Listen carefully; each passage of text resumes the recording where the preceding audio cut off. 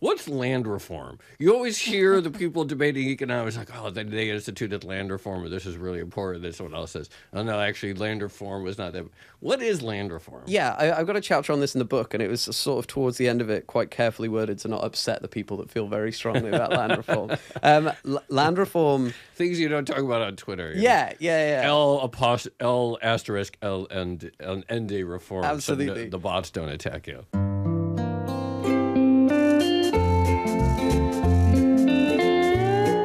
Hello and welcome to another episode of the Odd Lots podcast. I'm Tracy Alloway. And I'm Joe Weisenthal. Joe, we've talked before in reference to, I think it was the U.S. real estate market. Yeah. But there seems to be this weird thing going on with housing where it feels like policymakers, or maybe people even, are not sure what exactly they want it to be, right? Is it supposed to be this social good, this affordable thing? We all can live somewhere that we can, preferably a place we want to live in, something that we can afford. Or is it effectively a giant piggy bank, an investment vehicle, in which case we would expect prices to always keep going up? Yeah, right. This is, the dream, my personal preference is for housing to be very affordable very briefly. And in that time that I accumulate more housing, and then it stops being affordable. That's many people have different takes. I just want a very brief period of housing. This is another thing about housing. It's very housing. important that in that brief period I don't lose my job. It's very important that in that brief period my other investments don't go down. I just want a very brief period of housing affordability. But this is another thing about housing, which is, historically, it is one of the few ladders to big wealth for the masses, right? We've all heard the stories about artists in Soho buying a loft for $500, and now it's worth $10 million. So correct. Good for them. The other thing that's interesting about housing, particularly when it comes to affordability, is that this seems to be a truly global challenge. So people have lots of theories it's because they didn't allow zoning in San Francisco or whatever. And it's maybe, but I think any question about housing affordability has to wrestle with the fact that this is a really global phenomenon. So it can't be some idiosyncratic thing. It does seem as though places where housing is more affordable do not have particularly dynamic economies. So it's I know that people are like, oh, Japan, oh, look how cheap Tokyo is. It's like a YIMBY success story. But they had a massive bubble and it's been deflating ever since. And it's not like Japan is at some cutting edge of particularly any booming industries, and its population is shrinking. Japan's still pretty nice. I'm sure it's very nice. I'm not saying otherwise. It's just clearly not where the action is. I'd love to go to Japan. It seems like one of the nice places. And the other thing that's interesting about this, which is that there are all kinds of ills that sort of bedevil particularly the rich world these days. And then we look at China, it's they have it all figured out. It seems like housing is a mess in China, too. One of these rare moments where we can shake hands with China is we're dealing with a lot of the same issues. Well, here's the thing. China is the ultimate example of that tension between investment asset and social good, right? Because even in China, as you point out, there are affordability issues. And every once in a while you see policymakers try to put limits on house prices in really expensive cities. Yeah. But then when they start doing stuff that actually pops housing prices, everyone starts protesting, which is a rare thing in China. So that is the tension. I also find real estate speculation in China to be I thought they were communists. And I mean that unironically. Where did communists get the idea of real estate speculation? No, well, this is another thing, because the social net starts going away in the 1990s. Yeah. And so people have to do something with their money to have retirement income. I guess the houses in the old days used to be owned by the companies, and there were more dormitories, and then when that started to split apart, I don't know. Maybe our guest knows more. Yeah. So we do, in fact, have the perfect guest. The perfect guest. Yes. We are going to be speaking with Mike Bird. He is, of course, the Wall Street editor over at The Economist and the author of the new book all about this called The Land Trap, A New History of the World's Oldest Asset. So welcome to the show, Mike. Thank you very much for having me. Great to be here. I love Mike. We both love Mike, so we're excited to have him on the someone show. who spent some time in Asia when I was there in Hong Kong as well, so knows the sort of global history of land. And I was reading your book, and you go all the way back to Babylon or Samaria, so very impressive. So why did you decide to look at land? It's a great question. I guess I started my career in London, and there's a huge thing in London about housing, as there is here, people's lack of ability to afford it. I think it's even worse in the UK than the US because, the culture of equity investing and all sorts of other things is so much weaker. But I guess I really got into it when I moved to Hong Kong. Because Hong Kong felt like London on steroids. The housing was even more expensive. It was part of, I moved in 2018. You there, Tracy. It was like the extraordinary bull run, like the absolute peak of the post-2008 surge in Hong Kong. And learning about how land was really expensive, but also the government owned all the land and leased the land out and made money from the land. I found that very confusing. And it helped me to sort of dig into things. And I think it helped me to start thinking about this as like a framework of how land works at different places and how you can use it and abuse it and whatever. And yeah, Hong Kong was a great place to think about that because it's such a example story of how bad things can get. So if you buy property in Hong Kong, what exactly are you buying? You are buying you buy an apartment, right? But you don't own the land. So if say you're a real estate developer, right? Yeah. You buy a land lease from the government. Like a 75-year, 99-year land lease that they've clipped back and extended the terms of the lease over time. But yeah, that's what you're buying. You're buying the right to use it for a certain amount of time. Does it ever just go away? Like other examples, like, you know what? 75 years is up, not your land This anymore. is a big problem. Well, yeah. This is a big problem. And in these places like Hong Kong and Singapore, there is the difficulty of when lots of the land starts to roll over, when lots of the leases start to get at the end, the question of whether you just bow to political pressure and just give it to people, right? Just let people keep it, or whether you kick them off and start again, whether you knock something down and rebuild. It's a big, difficult issue. Yeah. Mozambique is the other country I know that does this, which is kind of funny. Also, communist history there. Anyway, what role does housing actually play in the Chinese economy? So I think that the best part of living in Hong Kong was learning how this relates to Hong Kong, right? So put in very simple terms, the 1980s, Chairman Mao is dead, Deng Xiaoping consolidating power, and you're in a strange position where you have to start, or Deng wants to start bringing in market forces into the economy, but it's pretty dangerous. He's got a lot of political opponents. You've got to step pretty slowly. And housing is one of the areas that's most difficult. China's housing at the time is pretty ramshackle and terrible. It's attached, as Joe suggested at the beginning, to the industrial base. Like your employer houses you on a farm or next to a factory or wherever it is. But what China needs is urban, modern residential housing. So Zhao Ziyang, who's the premier of China later on, and he's one of the sort of peak reformers in Deng's China. He credits this to a conversation with a Hong Kong real estate developer called Henry Fok, who said in a conversation with him where Zhao was explaining the difficulty of, we don't have any money and we can't get foreign investment in. And Henry Fok said, but if you have land, why don't you have money? How can you not have money? And basically they started adopting on a small scale initially the Hong Kong system. They started leasing out land to make money. First one of these is in Shenzhen in December 1987. There's an auction. The Hong Kong government gives them the gavel to do the auction. They're auctioning off a pretty small piece of land, but this is a symbolic thing because, it's a communist country and the Chinese government owns all the land. They hadn't even at this point changed the constitution to make this legal. They're sort of experimenting just at the edge.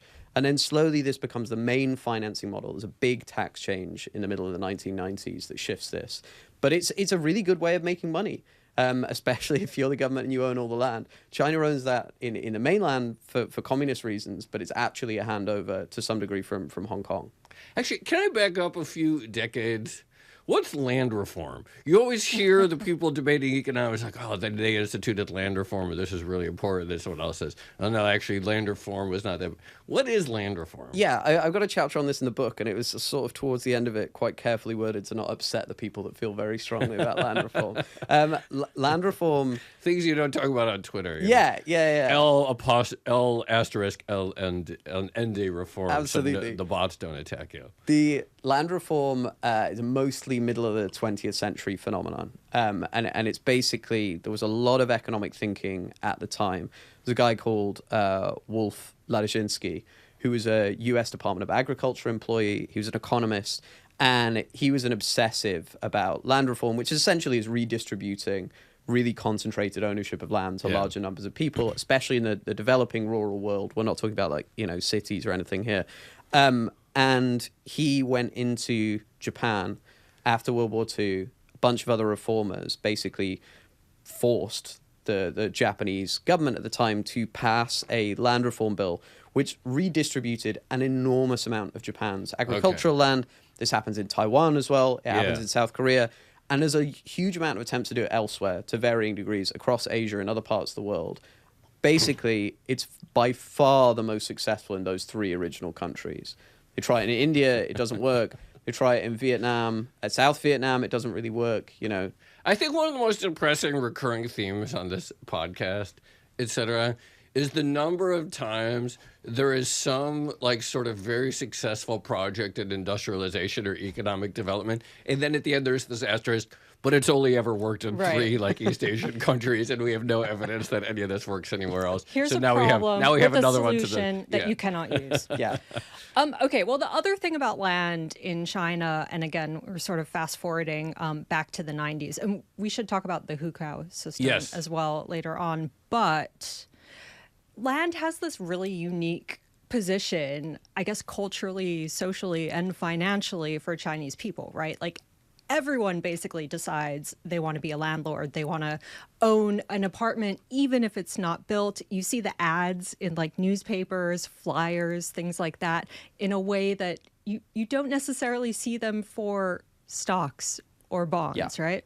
Totally. I think there's a big cultural thing there. I'm never too sure whether I'm like a culture is downstream of policy or policy is downstream of culture guy. Fair. Yeah. But there clearly is a big cultural impulse there, whatever it's driven by. I remember when I lived in Hong Kong, obviously not mainland China, but you used to get adverts pushed through your door and they'd be like, invest in the Northern English Riviera, right? There's housing in Leeds and Bradford to be bought as investment properties. This is a big thing. You didn't get those in Leeds and Bradford, right? If you live in the UK, you don't get those adverts. So yeah, it's a big cultural thing. It's also a big thing in the mainland, I think, because of financial repression. Mm-hmm. Basically, you can't invest long term in the equity market in China, right? It's a sideways game. It's a terrible way of compounding wealth. Bank accounts in general in China for a very long period of its modern history had like real negative returns because of financial repression. So the question is, if you're saving a lot of money, where do you put it? And there's only really been one answer. It's been a completely rational thing for Chinese households to do that. Extremely high saving households buying property after property, a lot of them left vacant. One of the things I say in the book is that China has the symptoms of both a housing shortage and a housing glut, right? It manages to get the worst of both worlds. Joe, you know what I call this? What? China's great ball of money. Yeah, that's rolling right. It's within all the country. Yeah. From asset class to asset class. So, okay, the stock market hasn't done well for a very long time. Rates on savings are very low. How did, like, Chinese leaders feel about this emergence of a very speculative, high growth, high return, at least during the good old days? Yeah. Before a few years ago, about the emergence of this industry, about this emergence of this sort of thing that's crucial for living and also becoming a major speculative vehicle. Houses are for living, not for speculation, as some people say. I should say it's an incredibly useful way of building out a city. This tool is like super powerful if you're just starting out and no one wants to invest. It's a really good way of pairing real estate development with infrastructure. You can pay for a lot of things. You can do it sort of expanding very, very rapidly. Plus, you boost other sectors, totally, right? Construction, manufacturing. Huge employment build out, right? You don't Steel industry, you don't have to do that much administration. It's fairly easy to do this stuff, right? So there's lots of advantages to it. I think people start to see the problems even at the level of the central Chinese government in these sort of early 2010s, right? And you get this series of like whack-a-mole attempts to get the big ball of money, the big ball of credit out of the system. So the first thing you see is the Chinese leadership saying, okay, banks, limits on real estate lending to developers, right? Which is what pushes them into the international bond markets where most of the Chinese property developers fund themselves. Then you see the limits on borrowing from the bond market, which sort of come in and out during the 2010s and eventually sort of seriously limited in 2020, 2021. But even then, you see Chinese developers trying to essentially borrow through pre-sales from ordinary Chinese households, right? Which is like, you give me all the money to build your house up front. I promise I'll get round to it. Not stating, actually, I've got 20 other projects that I've got to build with your money first. There's no escrow system here. So yeah, you do see the Chinese government sort of waking up to the problems, but it's like in any other country, it doesn't have same sort of Western democratic politics, but how do you get off the train while it's moving? Yeah. Right. And they've tried with the 3 red lines and the campaign against the real estate development sector in the last 5 years, and it hasn't gone very well. Something I'm wondering about, you always hear about the CCP trying to learn the lessons of the collapse of the Soviet Union, and they don't want to have that fade, and so they're very obsessed with this question of what brought the Soviet Union down. Do they spend much time looking at the collapse of the Japanese real estate bubble and the effect that that had on Japan as an industrial dynamo? It's a great question. I'm not in direct touch on a day-to-day basis. My understanding was that this was a preoccupation of the Chinese leadership. I used to hear it a lot from people close to economic and financial policy making, that this was a serious consideration, and it was why they didn't want to pop the bubble, which is essentially what the Japanese government and the Bank of Japan did at the very end of the 1980s, early 1990s. They seem to have done that anyway. I mean, it is a fascinating thing. There's always this discussion of, an autocratic regime can think in really long term, they think in decades and centuries. But in this case, it was, there was a land financing model that China's local governments had, which has been pulled out from under them. There was an asset class that Chinese households could invest in, which has been pulled out from under them. The government hasn't replaced those two things with anything particularly good. We certainly know that they look at it now, right? Because we had Richard Koo on the podcast a couple of times, and we know that deflationary spiral caused by real estate collapse is kind of a topic du jour over there. Talk more about the 3 red lines, because this is something I remember they came out when we were both in Hong Kong. Yeah. And you could see why policymakers were doing it. And to some extent, house prices came down and there's less new builds and things like that nowadays. But they also seem to kind of flub them, right? Yeah, totally. So the 3 red lines were basically the Chinese government identifies the real estate developers as the tool through which they're going to cool the housing market down. And they come out with the 3 red lines, which are 3 different metrics of, debt to cash and other sort of debt metrics. And they basically say, if you violate 1 or 2 of these, you can maybe keep borrowing only to refinance old debt. If you're green on all of the 3 red lines, you're fine, right? If your metrics are okay, keep borrowing, go for it. But none of them are at this point. And if you have 3 red scores on the red lines, basically, if you're violating all of these, no borrowing even to refinance, right? You've got to pay down debt. Now, these companies are some of the most insanely structured financial vehicles in history, right? They can only expand through extremely rapid debt-driven growth, right? The model is such, if you're Evergrande and you're paying like a 15% interest on your borrowing, you've got to keep borrowing to expand, right? It's not a good idea, but you've got nothing else. Right. The funny thing about Evergrande also is the diversification into a bunch of other things. I remember, again, in Hong Kong, asking someone, like, we should do a graphic of China Evergrande's all their different businesses, right? Because it would be really interesting. And it took like 3 weeks to make. Oh, yeah. And when it came out, it was almost unreadable because there were just so many of them like splayed out. It sounds like WeWork, which had... that was a company that had diversified into literal wave pool business, and about 100 other things. So, also just an insanely complicated, leveraged organization that was a multi-billion-dollar unicorn now is worth a bag of Fritos. We mocked when they bought Faraday Futures, the US EV company, and we all mocked, right? Evergrande saying they were going to be an EV company. Well, honestly, now I'm like, maybe if the 3 red lines hadn't come in, we'd be like seeing them driving around. There does seem to be this carcinization of Chinese companies. We're on a long enough timeline; they're all becoming EV companies. Yeah. There was a great article in Bloomberg today earlier this week about multiple vacuum cleaner companies in China that are now releasing EVs. So I guess it makes sense. Their argument was always like, where do you put your car? in the car park in the estate that you live in. Who built that? It was It's true vertical integration. Yeah, they believed in it. But basically, yeah, they bring the three red lines in. The real estate development sector begins contracting very rapidly. The most indebted companies get into trouble almost immediately. But also, some of the companies that people thought were pretty safe, that borrowed at pretty low rates, are getting into trouble fairly quickly as well. Your sort of Country Gardens, China Vanke, like they're all getting into trouble quite quickly. The way I think of it is that basically the Chinese government attacked the sector that had grown up to intermediate between the households and the local governments, but they didn't change anything about the incentives for the households or the local governments. The households still need to invest. The local governments still need money from somewhere. And these companies were just making that arrangement work for those two sides. I right? see. And destroying them does nothing really. It causes a lot of distress. Construction activity drops. Lots of people aren't going to get the homes they invested in through the pre-sale system.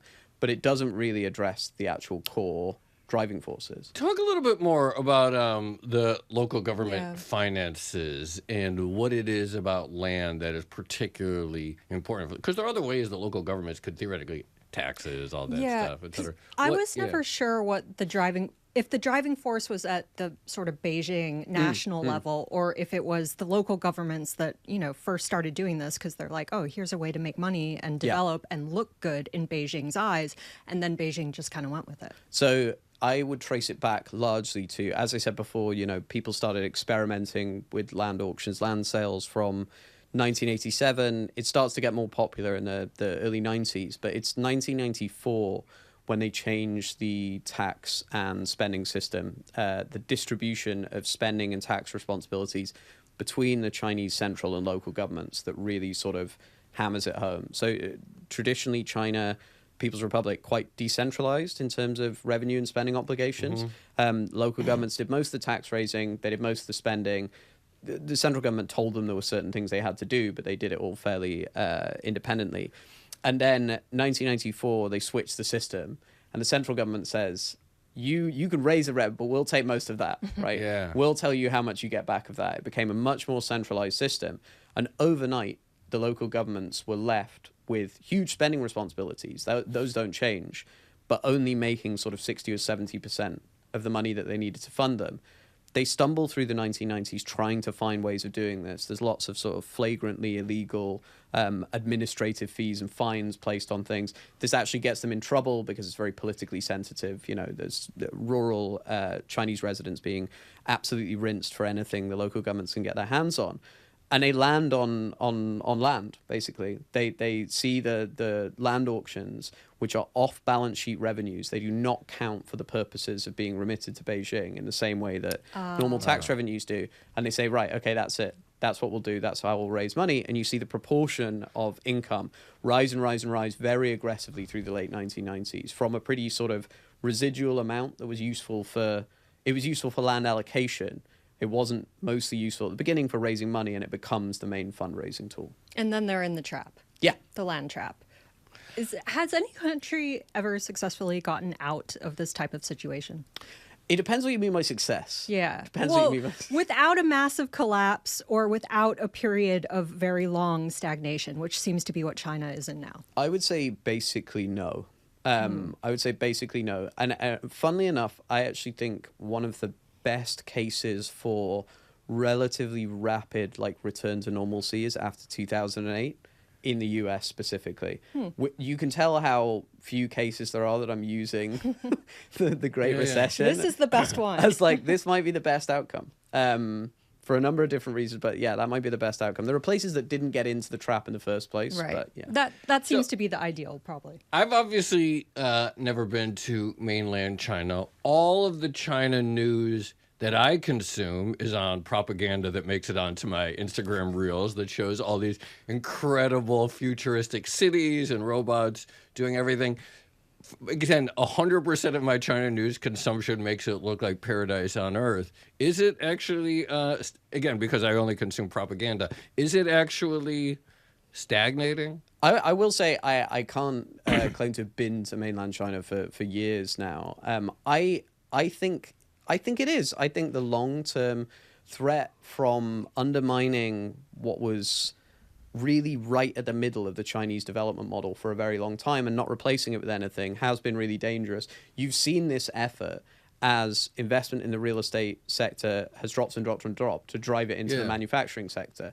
But the reality is that the manufacturing sector, as big as it is in China, isn't big enough to productively absorb all of this investment. This is the question. Like, can the Chinese manufacturing sector just be so dominant that it just offsets the decline of real estate? And your analysis is no. My analysis is no. Chinese economy is too big, I would say. That, and too big means that the domestic real estate market is absolutely gargantuan, right? The thing you're trying to replace is enormous.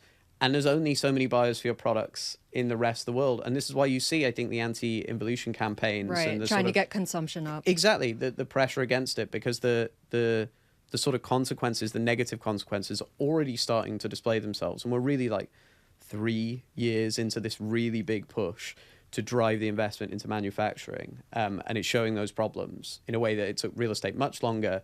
I don't think it can be a like-for-like replacement.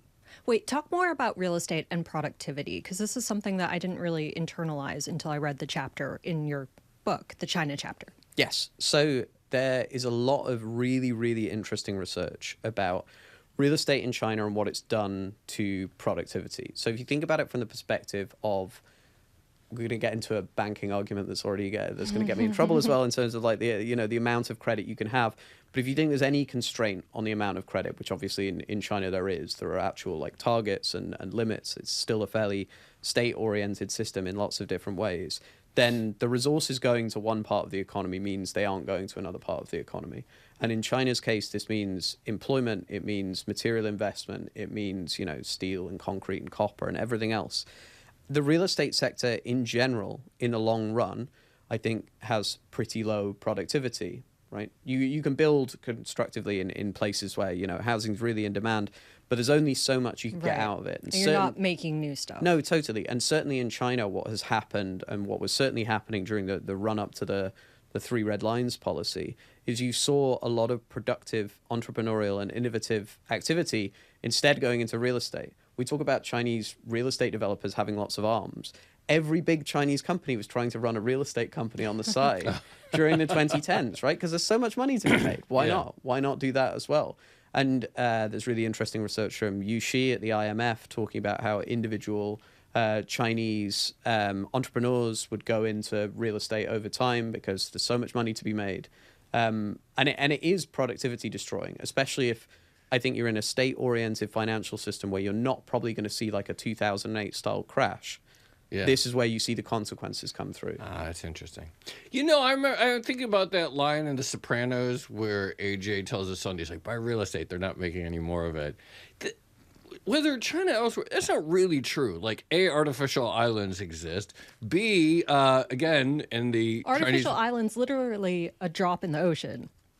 You got to start somewhere. You got to start somewhere. But more importantly, again, if my mainlining consumption of Chinese propaganda, I always see these things like, this used to be a desert. Now it's this beautiful, like, farmable land, and there's greenery here.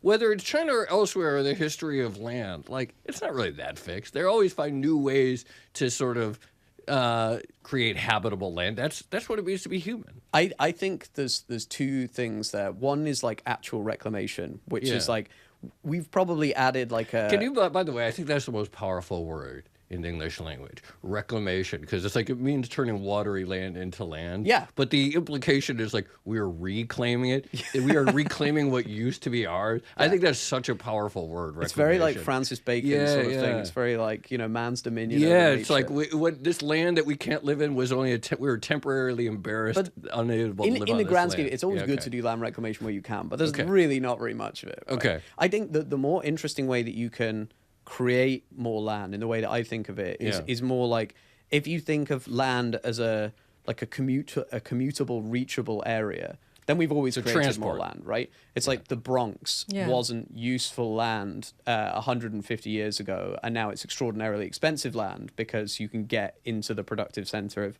New York. Right. And that's actually one thing that loosens the sort of trap conditions around land over time. You see this in the US, like during the early 20th century, You saw New York, for example, loosen a lot of its problems with housing and real estate. Yeah. Because suddenly it was like the outer boroughs you could populate full of people and they could work in Manhattan still, and that was fine. And that was a bit like creating multiple New York's worth of land to attach to it. Oh, here's where we can talk about the hukou system. Yeah. Because that ended up being precisely a limiting force on this dynamic. Yeah, absolutely. And I think that feeds into the whole question of the Chinese welfare system and the fact that Chinese households are driven to invest so aggressively in land, right? If your welfare is linked completely to the place where you grew up and you become a migrant worker and you go and work somewhere else, then you're going to want to invest very aggressively either in real estate where you can in the place you've moved to or in real estate at home. It's essentially like a sort of savings technique more than it is. Again, in China, it feels like the land use and the land as an asset are more divorced from one another than anywhere else. You can see this in the rental yield data, right?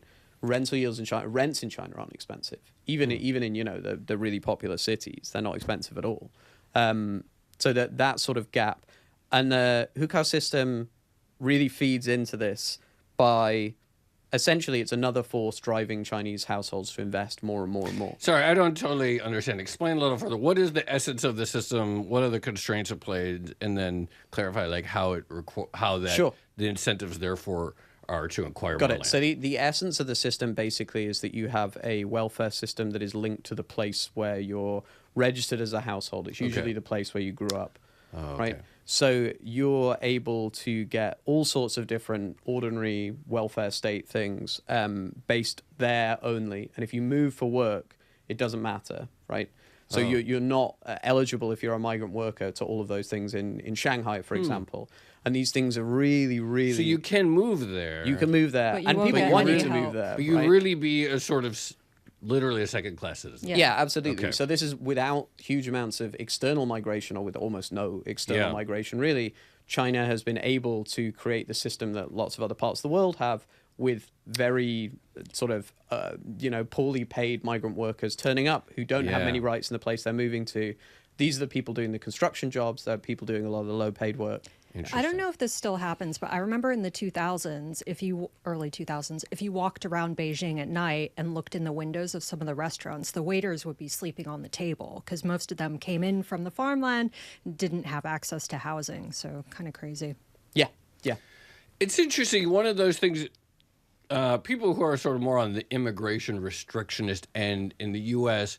will often say things like, the U.S. has actually fallen behind on productivity because we have this endless supply of cheap labor with diminished rights. Had we not had that, that would have forced U.S. firms to do more capital deepening, maybe invest in robots, etc. It's interesting because we think of China as a very advanced industrial nation, and yet, I don't know, your description of that makes me think that story doesn't really hold water. Totally. And I understand why people concentrate on that element of the Chinese economy. It's like the most exciting, interesting bit. And you don't need to downplay in any way the advanced manufacturing and the sort of hyper-futuristic elements of it to say that doesn't represent the overwhelming share, even Chinese industry, right? Which is relatively low productivity, relatively low return. It's at scale, but it's not enormously like futuristic. And certainly once you get out of the manufacturing industry, you are going into the standard East Asian development model where the service industry's productivity is absolutely awful, right? Really, really poor service productivity. I think it's the two things are true at once, right? It's large and it contains multitudes, but it's not most of the story to me. Do you see any signs that Chinese people are starting to, I guess, move into other assets like equities, probably not bonds, but we know the government has been trying to stimulate the entire economy, and I think they've been pretty clear. They've been trying to lift various asset prices, not housing. Well, now they're doing housing as well, actually. Yeah. But do you see any signs that people are starting to change their minds on something like Chinese equities? I think to make the Chinese equity market really work, you would have to make a series of deep political decisions about the way China's run I think they probably won't make, which is basically things like Jack Ma when he got really slapped down, right? Basically, you need to allow that sort of behavior, right? You need to allow the innovation. You need to allow the entrepreneurs to sort of go nuts. You can't have all of these restrictions around we don't want the young people playing video games, and we want it to be driven into this kind of robotics and not that kind. And all of those sort of limitations are going to, I would say, prevent that from happening. There's too much political activity that a Chinese company has to do. What about just like the hyper competitiveness? I mean, people say, wow, there's hundreds of EV companies in China. Most of them are going to fail. And yet you read about new launches. I don't know, like this, I love this story. Like, this is one of those stories that I really like because it feeds all my biases. So therefore, I'm sort of very skeptical of it, but I probably repeat it. It's like, oh, like China's stock market hasn't done well because they're too good at capitalism, because it's too competitive, because they really get it and they're really competing. And it's driven all this abundance and so forth. Like, is there something to that like the reason Chinese equities haven't done well is because with such intense competition, with the provinces all having their normal champions, that none can really sort of capture something that might reflect sort of monopoly rents? I think there's definitely something to that in a way. I think that when I think about that, I would say it's true when you're subsidizing the competition. It's not true competition in general. Right.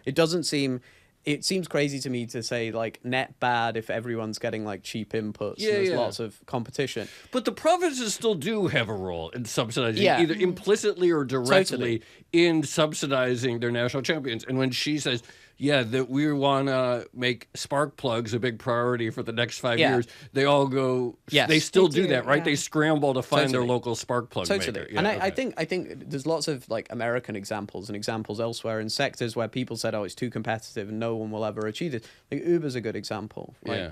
People said this would never work. It does work, right? So there is a scale that you can build where Yeah. I think you develop a value even in a market that's really competitive and really sort of low entry costs. But you won't do that if imagine a world with Uber, but where every other rideshare company was aggressively subsidized every time Right, Uber got right. above a certain market cap. Yeah. Then you wouldn't have Uber at a certain market cap.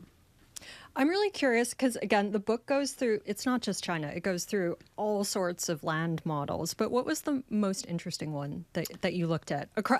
Not only does it go across different ways that different countries treat land across the world, it also goes across time, like 3,000 years worth of human history. Yeah, I should emphasize to anyone listening, it's like I was really interested in the China stuff, but it's not a China book. The two most interesting to me, one of which, because I live there and I think it's the most unusual and fascinating real estate system in the world, is Singapore, which has defied in many ways a lot of the limitations that other countries have seen. And one of the first parts of the book, which is like colonial America, where there were all of these efforts to turn land into money, right? These colonists get to a place where they have essentially, to them, infinity land. It just keeps going on and on. They don't know where it stops. It seems to be relatively fertile and good, and more people turn up, but have shortages in cash and labor and everything else.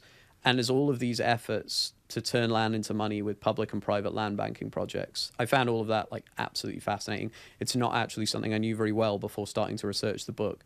Yeah, so Singapore and colonial America. We have a few minutes left. What is it about Singapore that makes it? I don't know why I sort of assumed they did the same 99-year land They do. lease, and that's similar. This is the most interesting thing. They start off with all the inherited things that Hong Kong starts off with. You know, up until the middle of the 20th century, the cities are run on very, very similar lines. Hong Kong goes off in one direction and Singapore goes off in another. And the Singaporean direction is basically, how do you maximize home ownership, right?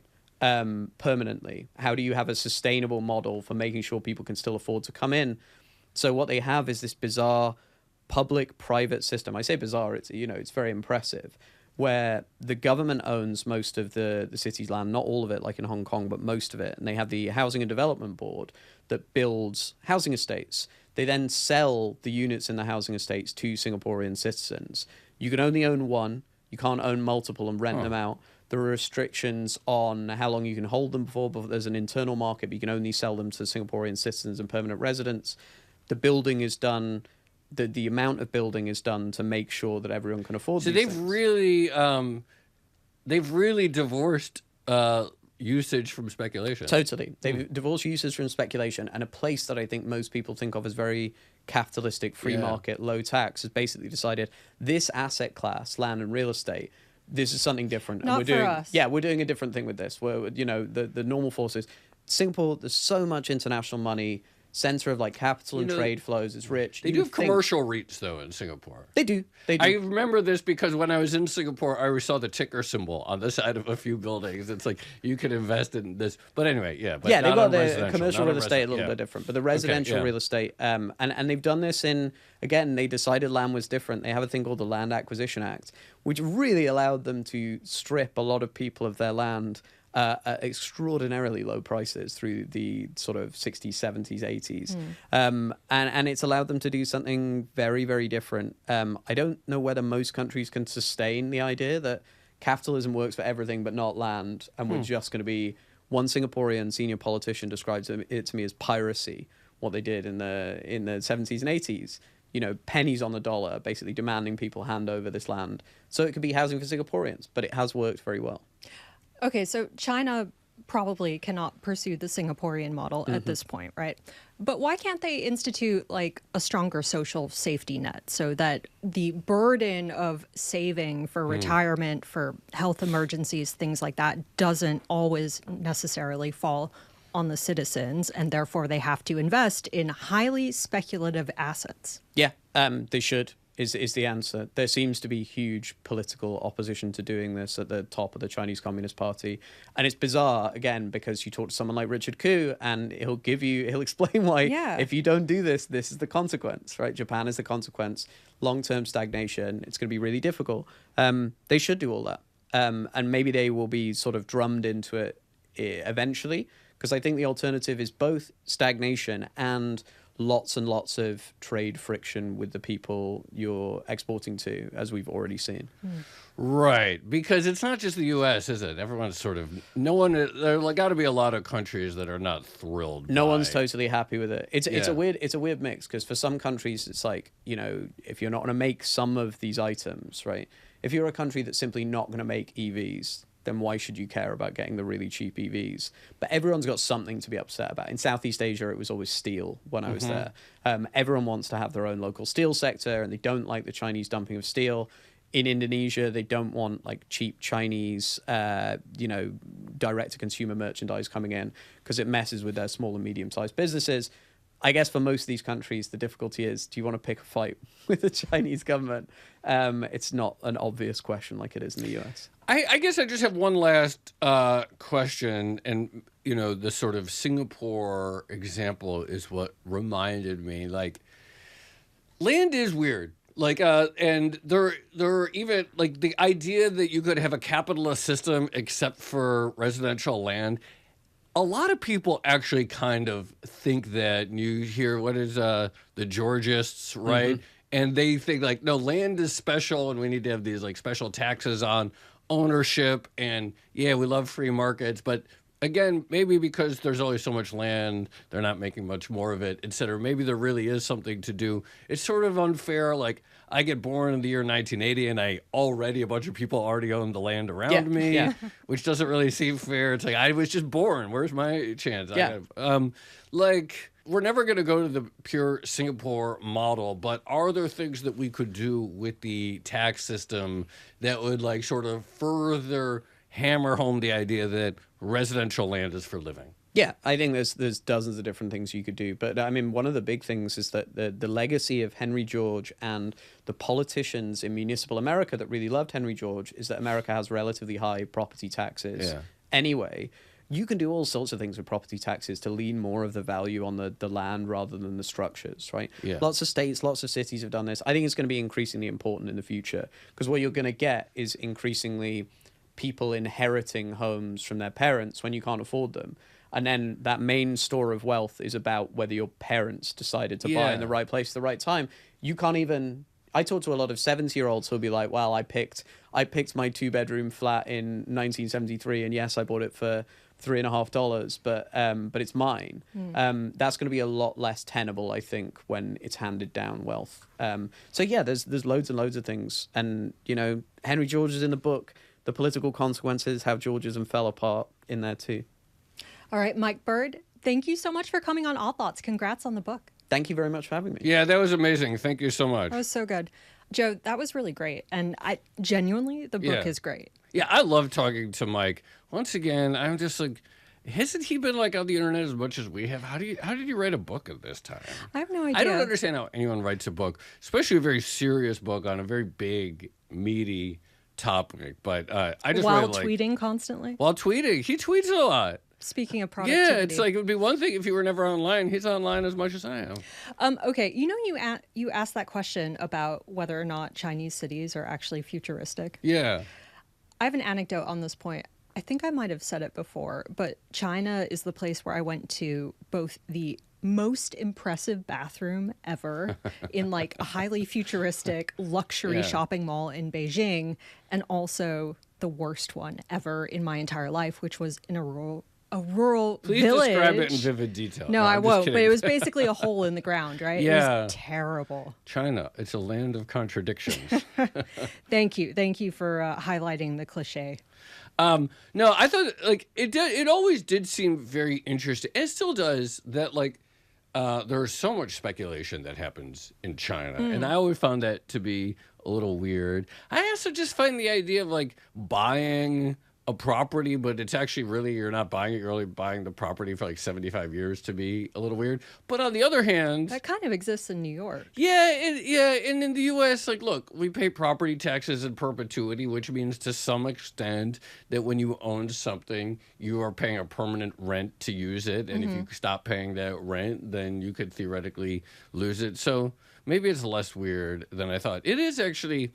We should do more on Singapore specifically, like, but also, like I'm not sure. To your point in the very beginning, whether people actually want the divorce between usage and speculation. Yeah. I just think that for several of the last decades, people didn't have to choose. You got to live in it, and you made a lot of money. I think it's very hard to get off the train once it's kind of rolling, right? Yeah. And that's the problem that we're seeing in China. And now they're trying to walk this very fine tightrope where Yeah. it's like we don't want to make everyone incredibly poor, but we also want to depress housing and the importance of housing in our economy in order to boost manufacturing and productivity. This is why, again, my proposal: affordable housing for 1 year only, and then it goes back to being really expensive. All right. Well, you can suggest that, Joe, Yeah, when we go to Beijing. I'll run on that. I'll run on that platform. All right. Shall we leave it there? Yeah. All right, this has been another episode of the Odd Thoughts podcast. I'm Tracy Alloway. You can follow me at Tracy Alloway. And I'm Joe Weisenthal. You can follow me at The Stalwart. And for more Odd Thoughts content, please check out our daily newsletter. That is over at bloomberg.com/Odd Thoughts. And we also have a Discord where you can chat about all of these topics 24/7 with fellow listeners. That's discord.gg/oddlots. And if you enjoyed the conversation, then please like or leave a comment, or better yet, subscribe. Thanks for listening.